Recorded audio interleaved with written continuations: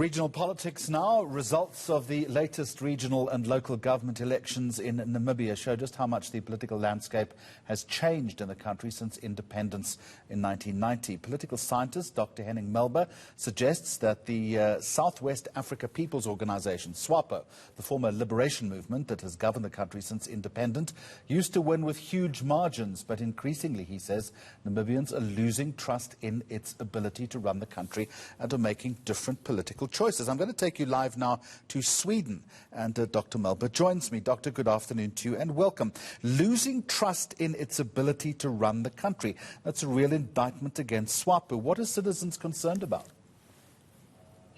Good afternoon, Jeremy, and thanks for having me. Well, I think from a South African perspective, it sounds not that strange because SWAPO enters a downward spiral, which you could already, to some extent, witness in South Africa when it comes to the ANC.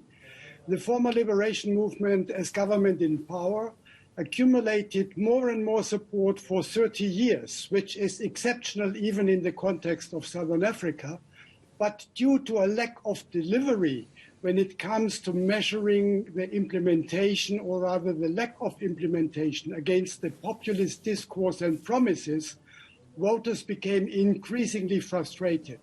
And the first warning signs were flickering a year ago in late November 2019 with the National Assembly and presidential elections, when for the first time in elections since independence in 1990, SWAPO lost votes and a two-thirds majority for the National Assembly, and its presidential candidate, Hage Geingob, was re-elected with 60% of votes, while he had 87% of votes when he was elected for the first time into office.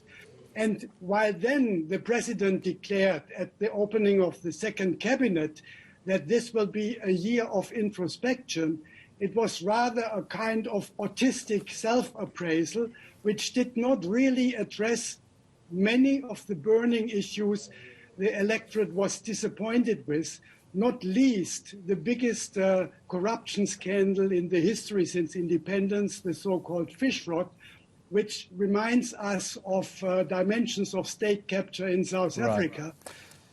Dr. Melber, let me ask you this question then. You have new political parties, the People's Democratic Movement. It's more than tripled its parliamentary seats. You have the Landless People's Movement. It's a new force. It's become the third strongest party.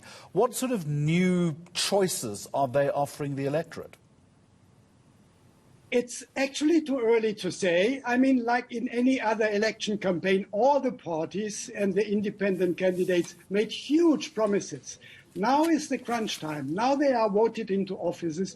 Now they will be measured against walking the talk. And it's too early to judge. They all made promises.